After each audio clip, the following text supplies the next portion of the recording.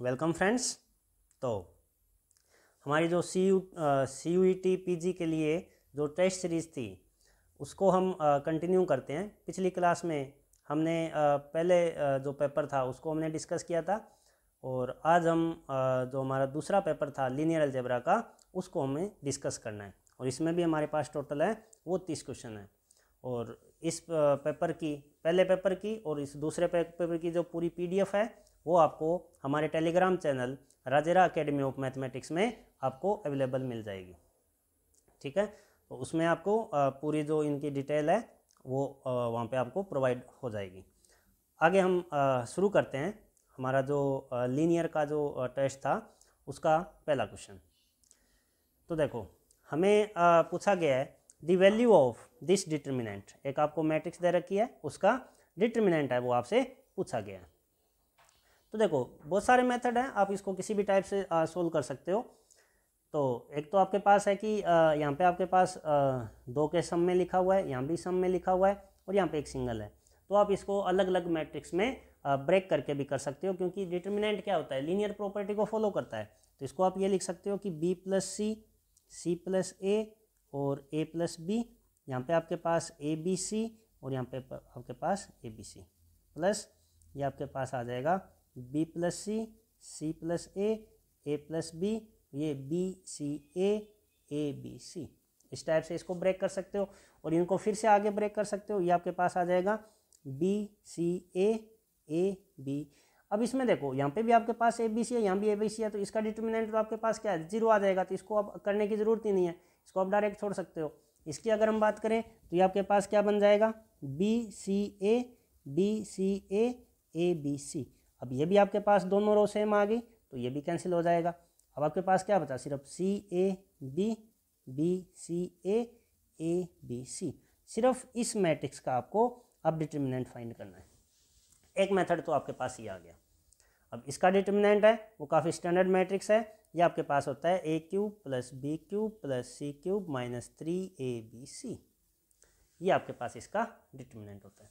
आराम से इसको फाइंड किया जा सकता है, कोई ज़्यादा दिक्कत नहीं है। अब ये भी कर सकते हो कि तीनों रो को आप जोड़ दो, A + B + C कॉमन आ जाएगा, ये 1 1 1 बन जाएगा। ऐसे भी कर सकते हो। ठीक है, तो एक तो आपके पास ये आ गया। और दूसरा अगर हम बात करें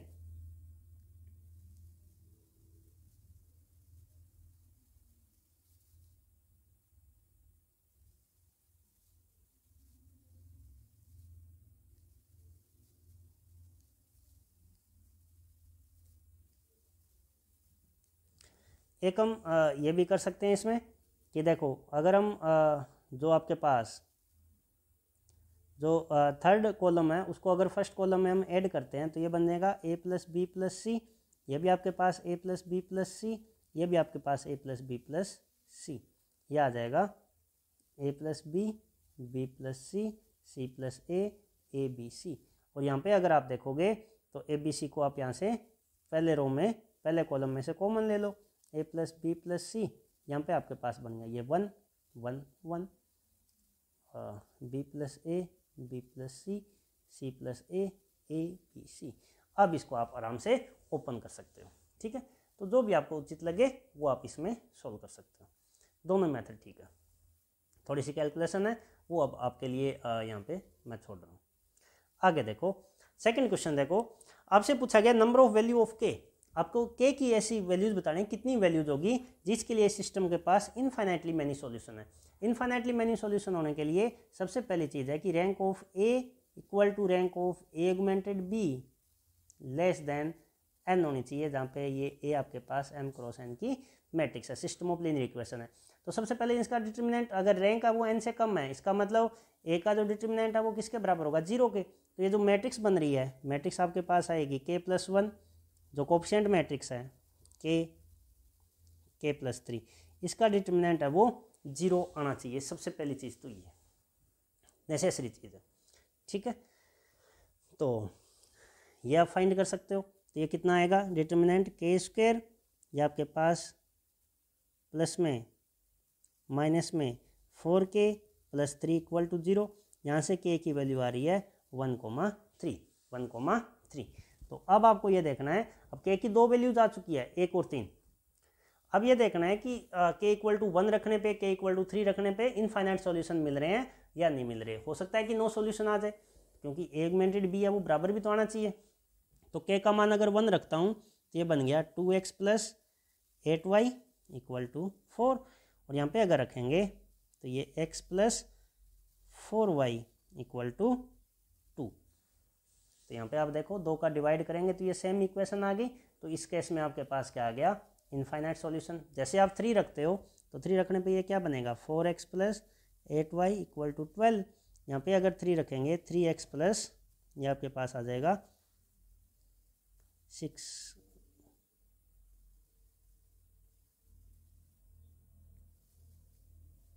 y इक्वल टू ये आपके पास आ गया 8।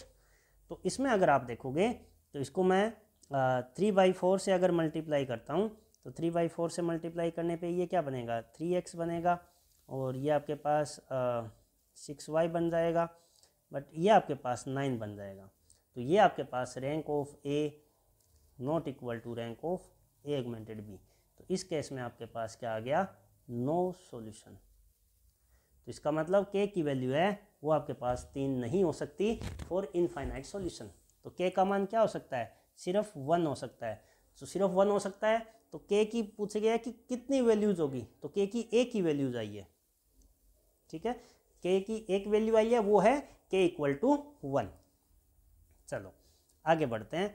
इसके बाद दे रखा है स्क्वायर मैट्रिक्स है, तो आपको मिलान करना है कि कौन सी मैट्रिक्स है उसको हम क्या बोलते हैं, कौन सी मैट्रिक्स को हम क्या बोलते हैं ये हमें बताना है। तो सबसे पहले A square equal to A square equal to A को हम क्या बोलते हैं, आइडेम्पोटेंट मैट्रिक्स।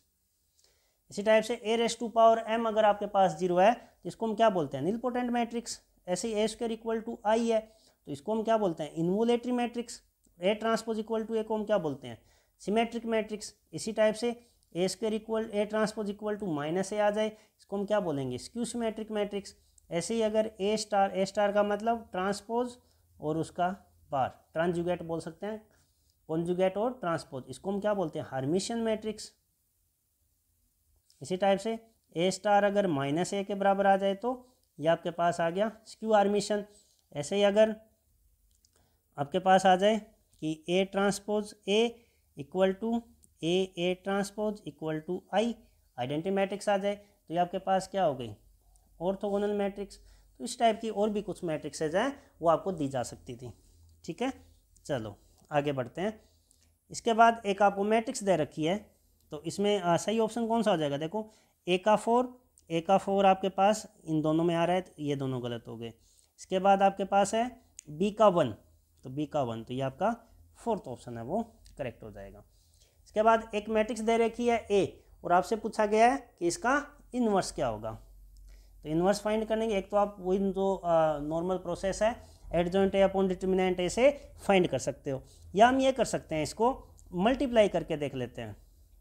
अब किसी भी जो आपके पास मैट्रिक्स है उसका जो इन्वर्स है वो 0 मैट्रिक्स तो हो नहीं सकती, आइडेंटिटी मैट्रिक्स का इन्वर्स आइडेंटिटी है, इसके अलावा ये नहीं हो सकता। तो 2 ऑप्शन तो हट गए, आपके पास ऑप्शन बच गए, एक तो माइनस ए और एक ऑप्शन और था आपके पास, वो आपके पास है ए। तो ए और माइनस ए, तो इन्वर्स है 0 0 1 0 1 0 1 0 0।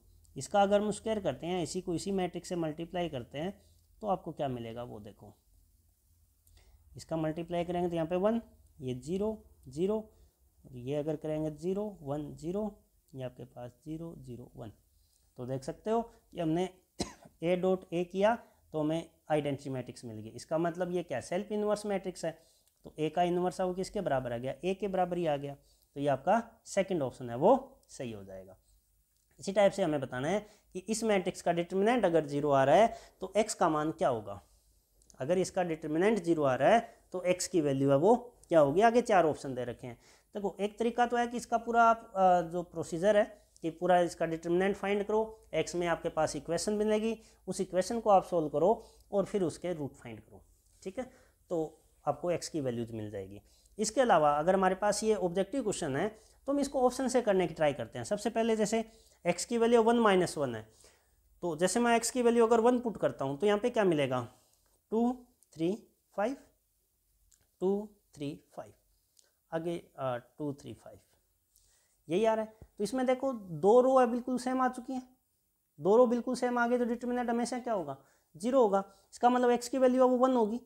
-1 अगर रखते हो तो यहाँ पे आएगा 0 3 5 2 1 5 2 3 3। तो इसमें तो हम कुछ नहीं बता सकते, बट इसमें डायरेक्ट हो चुका है। तो x की वैल्यू 1 होगी, 1 है, इसका मतलब ये ऑप्शन हो सकता है, ये हो सकता है। अब हमारे पास 9 और -9 बच गया, तो इसके लिए भी हम ट्राई कर लेते हैं। जैसे ही आप यहाँ पे वैल्यू पुट करते हो -9, तो -9 रखने पे ये कितना होगा, अगर एक बार 9 रख देते हैं तो ये आएगा 10, ये आएगा 3 5, ये आएगा 2, ये आपके पास आ जाएगा 11, ये आपके पास 5 2 3 और ये आपके पास 13। तो अब देख सकते हो कि क्या किसी को जोड़ने घटाने पे कुछ बन रहा है, हम डायरेक्ट इसमें चेक नहीं कर पा रहे। -9 रखेंगे तो ये माइनस का 8, ये 3, ये 5, ये आपके पास 2, यहाँ पे आपके पास -7, ये 5, ये आपके पास बिल्कुल सही से बन रहा है। अब देखो जो आपके पास इन दोनों कॉलम को जोड़ो या किसी को जोड़ लो, पहला और दूसरा कॉलम अगर आप जोड़ते हो तो -5, ये +5, ये -5, ये +5, इनको जोड़ा तो +5, ये -5। तो इसका मतलब कि अगर आप C1 + C2 करते हो तो ये आपके पास आ रहा है -C3 के बराबर, लीनियरली डिपेंडेंट आ गया। तो इसका डिटर्मिनेंट क्या आएगा, कन्फर्म 0 आएगा। तो एक तो आपके पास सॉल्यूशन आ गया x का वैल्यू 1 और एक आ गया -9। तो आप बगैर डिटर्मिनेंट सोल्व किए भी इस टाइप से फाइंड कर सकते हो। ठीक है, चलो इसके बाद ये मैट्रिक्स दे रखी है, आपको बताना है कि symmetric, Q symmetric, singular, non singular है, उनमें से कौन सी है। देखो सिमेट्रिक के लिए आपके पास क्या होना चाहिए कि अगर AIJ है वो AJI के बराबर होना चाहिए था। यहाँ पे 2 है, यहाँ पे है -2, इसका मतलब ये सिमेट्रिक तो नहीं है। स्क्यू सिमेट्रिक के लिए क्या होता है, स्क्यू सिमेट्रिक मैट्रिक्स में हमने पढ़ा है कि AIJ है वो माइनस के AJI के बराबर होना चाहिए। बट जब i = j हो जाता है उस केस में क्या होगा, AII = माइनस का AII, तो 2AII = 0, इच इम्प्लाइज AII = 0। तो स्क्यू सिमेट्रिक मैट्रिक्स होता है उसमें डायगोनल के जो एलिमेंट है वो 0 होने चाहिए। तो डायगोनल पे तो 1 1 है, इसका मतलब ये स्क्यू सिमेट्रिक भी नहीं है। सिंगुलर नॉन सिंगुलर क्या होता है कि मैट्रिक्स A है वो आपके पास सिंगुलर होगी कब, इफ डिटर्मिनेंट ऑफ A है वो 0 के बराबर आ जाए, और नॉन सिंगुलर होगी इफ डिटर्मिनेंट ऑफ A है वो आपके पास 0 ना हो। तो अब इस मैट्रिक्स में सिर्फ आपको डिटर्मिनेंट फाइंड करना है, इसमें आपको डिटर्मिनेंट फाइंड करना है। तो अगर डिटर्मिनेंट आपके पास 0 आ गया तो ये सिंगुलर हो जाएगी, और अगर डिटर्मिनेंट 0 नहीं आया तो वो नॉन सिंगुलर हो जाएगी। तो इसको आप आराम से फाइंड कर सकते हो। जैसे 1, ये 1 + 4 5 + 2 2 + 6 8 -3 4 1, ये आ गया 5 + 16 - 3 नॉट इक्वल टू 0, तो ये आ गया नॉन सिंगुलर। इसके बाद आपसे ये पूछा गया है कि कोई इन्वर्टिबल मैट्रिक्स है तो एडजॉइंट ऑफ ए है वो किसके इक्वल है। तो देखो एक चीज़ हम जानते हैं कि एडजॉइंट ए, इसका डिटर्मिनेंट किसके बराबर होता है, डिटर्मिनेंट A⁻n-1 के, और एडजॉइंट ऑफ ए, इसका जो डिटर्मिनेंट है डिटर्मिनेंट A⁻n-1 का होल स्क्वायर होता है। तो इसमें आप देख लो, इसमें जिसका भी डिटर्मिनेंट है वो इसके बराबर आए वही आपका राइट आंसर होगा। जैसे इसमें अगर हम फाइंड करें डिटर्मिनेंट A⁻n, इसका अगर डिटर्मिनेंट फाइंड करोगे तो कितना आएगा, डिटर्मिनेंट A⁻n² + 1, ये तो नहीं आ रहा, क्योंकि ये जानते हैं कि K का जो डिटर्मिनेंट है वो K⁻n × डिटर्मिनेंट ऑफ A होता है। यहाँ पे डिटर्मिनेंट ऑफ A है, ये यहाँ पे एक स्केलर है, ठीक है। इसी टाइप से इसका डिटर्मिनेंट क्या आएगा, डिटर्मिनेंट A(n-1) इस पूरे का डिटर्मिनेंट, तो डिटर्मिनेंट A⁻n² - n + 1, तो किसको मैं ये लिख सकता हूँ, ये आपके पास n-1, ये तो आपके पास स्केलर था तो इसकी पावर n आ गई, इंटू डिटर्मिनेंट ऑफ A, ये इसके साथ प्रोडक्ट होगा, डिटर्मिनेंट A⁻n² - n, और इसकी वजह से +1, ये भी नहीं होगा, ये ऑप्शन भी नहीं होगा, ये भी नहीं है। इसके लिए अगर फाइंड करोगे डिटर्मिनेंट A⁻n² + n + 1, तो ये भी नहीं आ रहा। इसके लिए चेक करोगे determinant A raise to power N square minus 2n plus 1, तो ये आ रहा है determinant A raise to power n minus 1 का होल स्क्वायर। इसको आपको डायरेक्ट याद भी रखना है रिजल्ट के तौर पे, क्योंकि ये क्वेश्चन है वो कई बार पूछा गया है। ठीक है, तो adjoint of A, adjoint of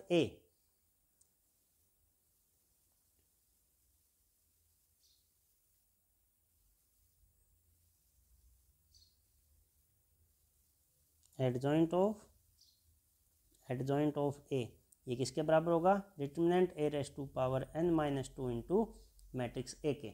इसी टाइप से अगर इसका डिटर्मिनेंट अगर आपसे पूछा गया, जैसे एडजॉइंट ऑफ के ए, इसका अगर डिटर्मिनेंट की बात करें तो क्या आएगा, K raise to power n minus 1 बार आ जाएगा इनटू एडजॉइंट ऑफ ए। ये भी आपको रिजल्ट के तौर पे ध्यान में रखना है, क्योंकि ये भी काफ़ी बार एग्जाम में पूछा गया बहुत सारे पेपर्स में। आगे बढ़ते हैं।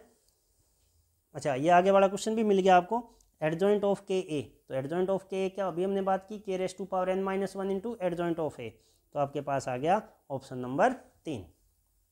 इसके बाद एक मैट्रिक्स दे रखी है ए और बी आपको दे रखा है, तो एक्स बराबर बी के लिए आपको वैल्यू बतानी है कि बी का मान एक्स का मान है वो क्या होगा।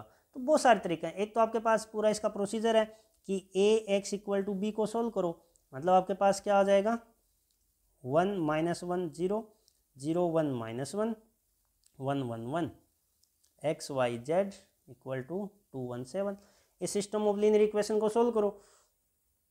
और दूसरा आपके पास सबसे बढ़िया चीज़ है, क्योंकि ऑब्जेक्टिव क्वेश्चन है तो हमें ऑब्जेक्टिव अप्रोच लगानी चाहिए, तो हम क्या करेंगे ऑप्शन से इस क्वेश्चन को सोल्व करेंगे। तो ऑप्शन से करने के लिए 1 माइनस 1 0 0 1 माइनस 1 1 1 1, तो इसमें जैसे अगर हम 1 1 1 से मल्टीप्लाई करते हैं 1 1 1, तो पहली टर्म यहाँ आपके पास यहाँ पे 0 आ रही है, यहाँ पे 2 आ रही है, इसका मतलब ये नहीं हो सकता।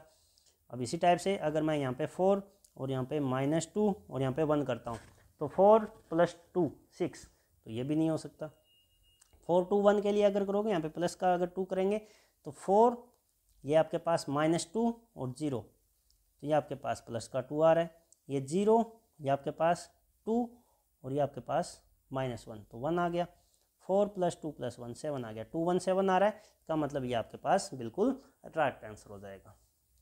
इसी टाइप से आगे वाला क्वेश्चन अगर हम देखते हैं कि 1 + x 1 1 1 1 + y इसका डिटर्मिनेंट है वो किसके इक्वल होगा, ये आपको बताना है।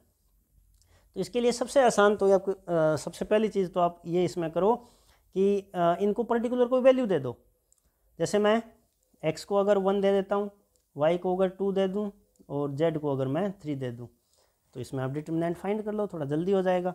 ये आपके पास आ गया 2 1 1, ये आपके पास 1 3 1 1 1 4, तो इसका डिटर्मिनेंट फाइंड कर लो जल्दी से। ये आ गया 12 - 1 11, 2 × 11 22 -4 - 1 3, और ये आ गया -2, ये आ गया 17। तो 1 2 3 रखने पे 17 किस में आ रहा है देख लो, ये तो हो नहीं सकता, ये भी नहीं होगा। इसमें अगर देखेंगे तो 1 2 3 1 + 1/2 1/3 नहीं, वो तो 1/1 1/2 + 1/3, तो 6 तो एलसीएम आके कैंसिल हो जाएगा। ये आ गया 6 + 6 + 3 + 2, ये आपके पास आ गया 17, तो ये बिल्कुल राइट आंसर है। ठीक है, तो पर्टिकुलर वैल्यू देके इनको क्वेश्चन को किया जा सकता है। अगर फाइंड करने बैठोगे तो थोड़ा सा टाइम कंज्यूमिंग है, थोड़ा सा आपको टाइम ज़्यादा लग जाएगा। अगर पर्टिकुलर वैल्यू देके आप करते हो, क्योंकि अब इनमें तो आ नहीं रहा किसी में, क्योंकि यह तो आपके पास 1 + 1/2 + 1/3 इस टाइप का कुछ आएगा, तो ये नहीं होगा। चलो, और ये भी नहीं होगा। इसके बाद for a system of n linear equation and n variable Cramer rule is applicable. Cramer rule कब एप्लीकेबल होता था, हमने ये पढ़ा है कि मैट्रिक्स है वो एक आपके पास स्क्वायर मैट्रिक्स होनी चाहिए, और उसकी कोफिशिएंट मैट्रिक्स है उसका डिटर्मिनेंट भी आपके पास नॉन जीरो होना चाहिए, क्योंकि हम डिवाइड करते थे क्रैमर रूल में। जब भी हम वैल्यू फाइंड करते थे तो हम क्या करते थे, जैसे ax = b आपके पास है, तो डिटर्मिनेंट ऑफ a हम फाइंड करते थे, फिर डिटर्मिनेंट a1 डिटर्मिनेंट a2, इस टाइप से हम फाइंड करते थे। a1 a2 क्या है, पहले कॉलम को हमने इस राइट हैंड साइड से रिप्लेस किया, a2 में सेकंड कॉलम को राइट हैंड साइड से रिप्लेस किया, तो इन सब की हम वैल्यू फाइंड करते थे। फिर हम करते थे अगर जैसे x1 फाइंड करना है तो adjoint of A determinant A1 upon determinant A, तो डिवाइड करने के लिए ये आपके पास अगर नॉन जीरो है उसी केस में क्रैमर रूल से आप वैल्यूज़ फाइंड कर पाओगे, अदरवाइज फाइंड नहीं कर पाओगे। तो ये आपके पास क्या है, m equal to n the coefficient matrix is non singular, ये आपके पास बिल्कुल करेक्ट आंसर हो जाएगा। इसके बाद the root of characteristic equation of triangular matrix, triangular matrix का मतलब क्या है, अपर ट्राइंगुलर लोअर ट्राइंगुलर, मतलब यहाँ पे A11 A22 ANN, इसके एक साइड सारी एंट्रीज जीरो है, इस साइड सारी जीरो है, यहाँ पे कुछ कुछ एंट्रीज हो सकती है। तो आपके पास इसकी आइगन वैल्यूज़ क्या है, जो डायगोनल एंट्रीज है वो उसकी आइगन वैल्यूज़ होती है इस केस में। तो आपके पास क्या आ जाएगा, अलोंग दी प्रिंसिपल डायगोनल, इसकी जो वैल्यूज़ होती है वो आपके पास क्या होती है, जो प्रिंसिपल डायगोनल है उसके क्रोस्पोंडिंग जो भी एंट्रीज है। इसके बाद देखो आपके पास है 3 आइगन वैल्यू दे रखी है थर्ड ऑर्डर मैट्रिक्स की, तो उनका प्रोडक्ट है वो डिटर्मिनेंट के बराबर है, प्रोडक्ट और डिटर्मिनेंट का हाफ है। तो देखो हम ये जानते हैं कि आपके पास अगर सम ऑफ आइगन वैल्यू है, सम ऑफ आइगन वैल्यूज वो किसके बराबर होती है, ट्रेस ऑफ ए। इसी टाइप से प्रोडक्ट ऑफ आइगन वैल्यूज वो आपके पास क्या होती है, डिटर्मिनेंट ऑफ ए के बराबर।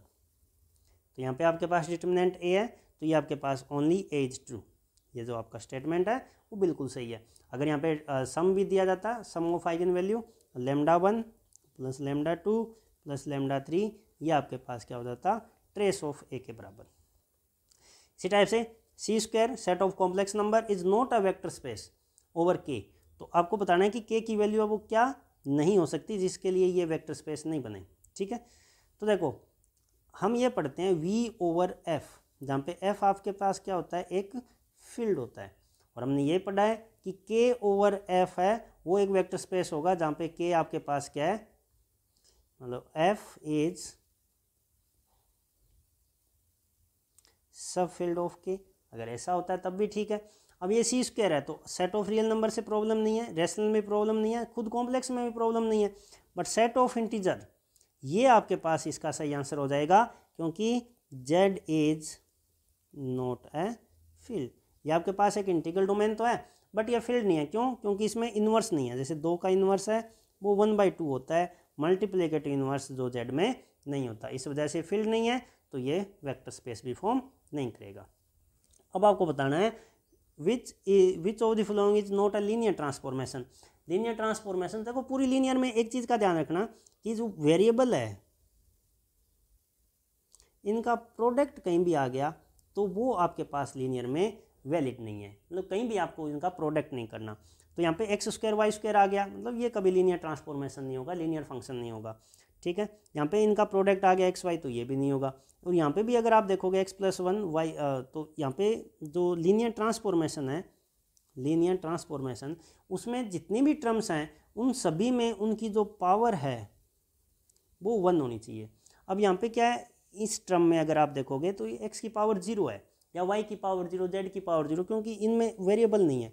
तो इस टाइप की जो फंक्शन है वो भी आपके पास क्या है, कभी भी लीनियर ट्रांसफॉर्मेशन नहीं बनाएंगे। तो 3 नहीं बन रहे, ये आपके पास कन्फर्म बन रहा है, क्योंकि यहाँ पे देखोगे दोनों में लीनियर है, ये भी लीनियर है।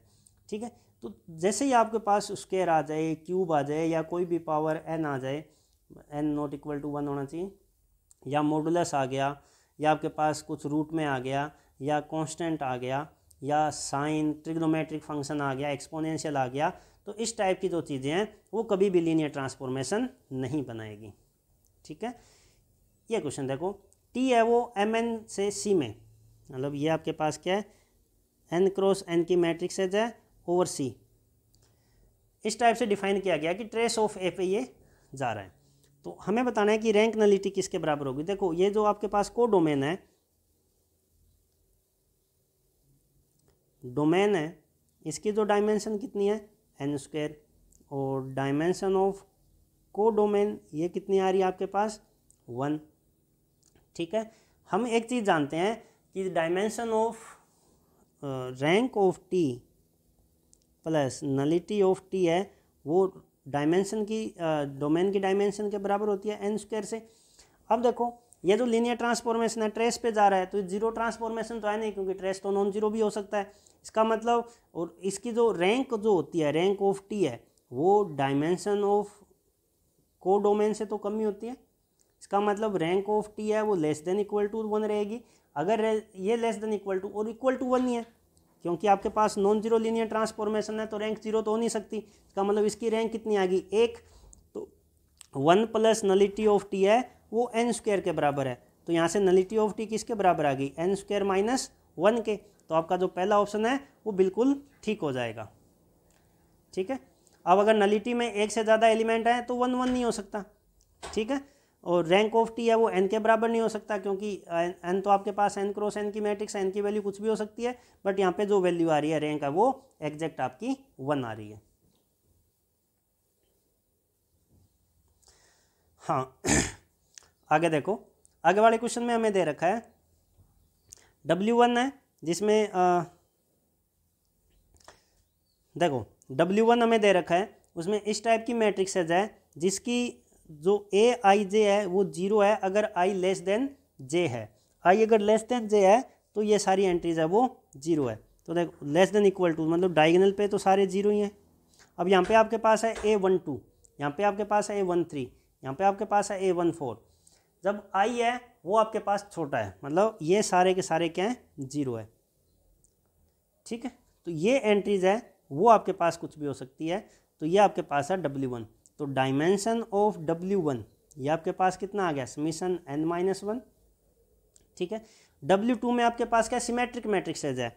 सिमेट्रिक मैट्रिक्स का मतलब है कि डायगोनल के जो ऊपर है वही आपके पास एंट्रीज नीचे है।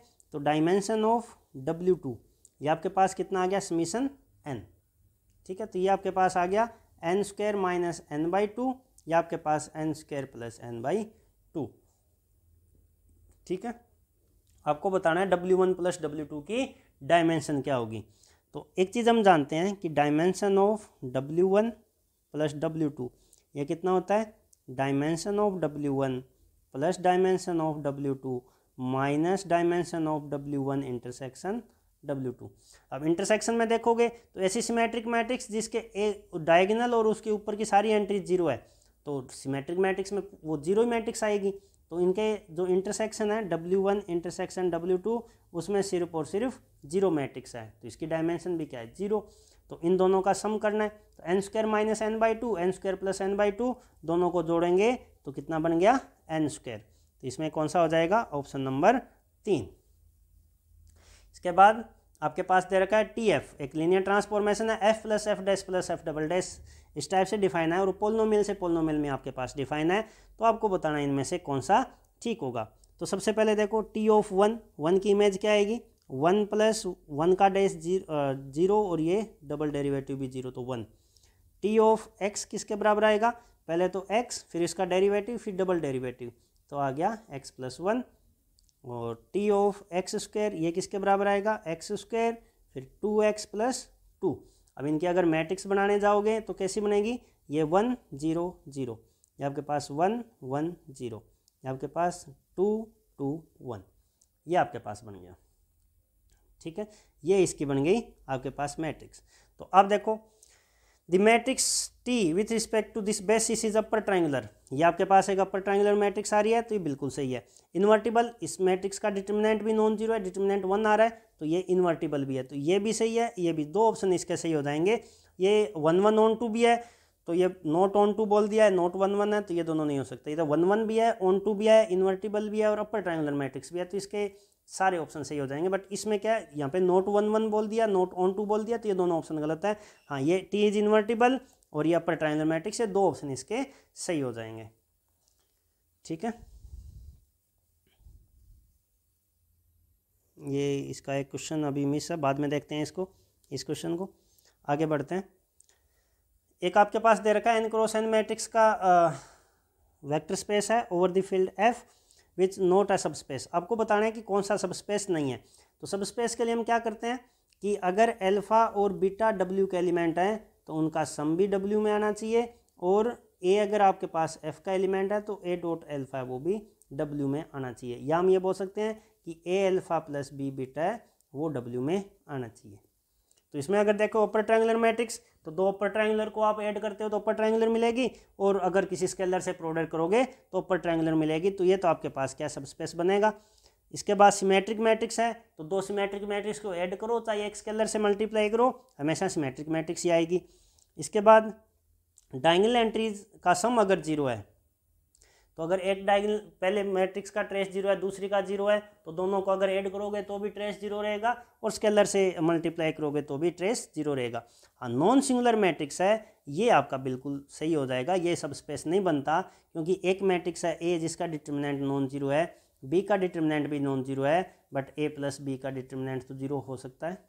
ठीक है, या किसी स्केलर से मल्टीप्लाई करेंगे तो डिटर्मिनेंट जीरो आ सकता है, जैसे जीरो से मल्टीप्लाई कर दिया, और जीरो मैट्रिक्स भी इसमें नहीं है, इसका मतलब ये नॉन सिंगुलर मैट्रिक्स है, ये आपके पास क्या सब स्पेस नहीं बनाएगी। नॉन सिंगुलर की जगह अगर सिंगुलर बोल देते तब भी नहीं बनता, क्योंकि हो सकता है कि दो मैट्रिक्स का डिटर्मिनेंट जीरो, बट उनका सम का डिटर्मिनेंट है वो नॉन, जैसे ये 1 0 0 0 और दूसरा आ जाए 0 0 0 1, तो ये दो मैट्रिक्स है, दोनों का डिटर्मिनेंट जीरो है, दोनों सिंगुलर मैट्रिक्स है, बट दोनों को अगर जोड़ दिया तो आइडेंटिटी मैट्रिक्स बन गई, ये नॉन सिंगुलर मैट्रिक्स है।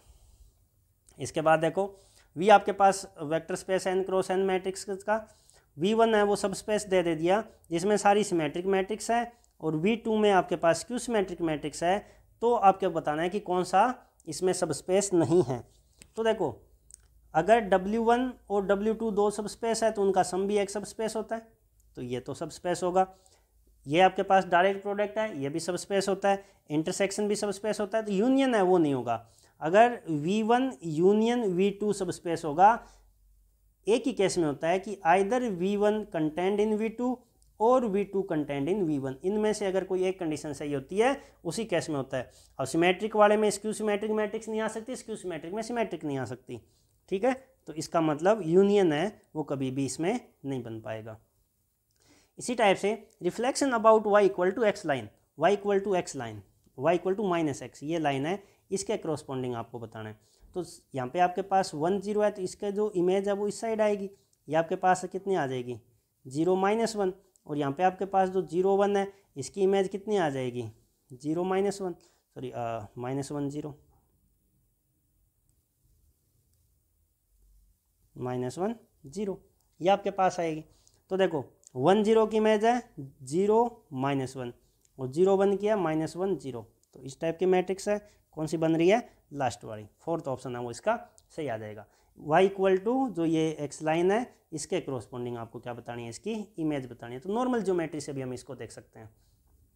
ठीक है, इसके बाद देखो vector space over Z5 dimension 3, dimension 3 का मतलब आपके पास 3 प्लेसेज हैं, यहाँ पे आपके पास A B C आ सकते हैं, जहाँ पे A B C एलिमेंट किसके हैं Z5 के। तो A के पास टोटल कितनी चॉइस है 5, B के पास भी 5 और इसके पास भी 5, तो ये कितनी हो जाएगी आपके पास 1 2 5, 1 2 5, तो आपके पास आ गई 125। 3 डायमेंशन है और हर एक के पास 5 5 चॉइस है, तो टोटल आ गए 125 एलिमेंट। लैम्डा है वो आपके पास नॉन जीरो कैरेक्टरिस्टिक वैल्यू है, तो आपको बताना है characteristic group of adjoint of A. देखो हम एक चीज़ जानते हैं कि एडजॉइंट ए का जो आइगन वैल्यू, अगर ए की आइगन वैल्यू आपके पास लैम्डा है तो ए स्क्वायर की कितनी होती है लैम्डा स्क्वायर। इसी टाइप से A raise to power N की कितनी होती है lambda raise to power N, K into A की कितनी होती है के इंटू लैम्डा। इसी टाइप से ए प्लस ए स्क्वायर की आइगन वैल्यू क्या होती है लैम्डा इंटू लैम्डा स्क्वायर। इस टाइप से ए इनवर्स की कितनी होती है 1 अपॉन लैम्डा। ठीक है, तो इसी टाइप से एडजॉइंट ए की जो आइगन वैल्यू है वो होती है डिटर्मिनेंट ए अपॉन लैम्डा, डिटर्मिनेंट ए अपॉन लैम्डा। तो ये आपको एज ए रिजल्ट के तौर पे इसको ध्यान में रखना है। ठीक है, इसी टाइप से ए आपको एक मैट्रिक्स दे दी, तो इस एक्सप्रेशन की वैल्यू पूछी गई है। तो सबसे पहले हमें इस जैसे इस टाइप के क्वेश्चन आते हैं तो हमें इस मैट्रिक्स का एक रिलेशन पता होना चाहिए जिसको हम बोलते हैं कैरेक्टरिस्टिक पोलिनोमियल। तो A minus lambda I determinant equal to 0, ये कैरेक्टरिस्टिक इक्वेशन होती है। और कैले-मिल्टन थ्योरम ये बोलती है कि every square matrix satisfy it's one characteristic polynomial या कैरेक्टरिस्टिक इक्वेशन। तो फाइंड करते हैं ए माइनस लेमडा आई का डिटर्मिनेंट, तो ये कितना आएगा lambda square minus 2 lambda plus